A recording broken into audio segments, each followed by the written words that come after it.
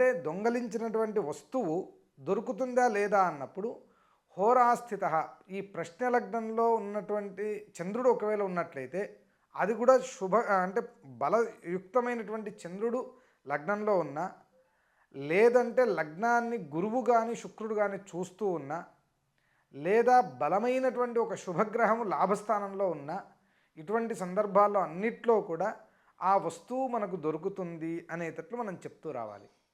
సరే, ఈ వస్తువు దొరకాలి అంటే మనం ఎటువంటి పరిహారం చేసుకోవాలి, దీని గురించి శాస్త్రం ఏం చెప్పింది అంటే అందరూ చేసేటువంటి ఒక పరిహారం ఉంది.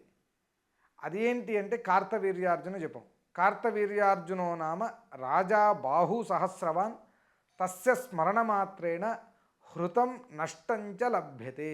అంటే ఈ కార్తవీర్యార్జుని యొక్క స్మరణ వలనే హృతం దొంగలించబడినటువంటి వస్తువు కానీ, నష్టం కనపడకుండా ఎక్కడన్నా పడిపోయినటువంటి వస్తువు కానీ లభ్యతే దొరుకుతుంది అనేటట్లు ఒక పరిహారం ఉంది.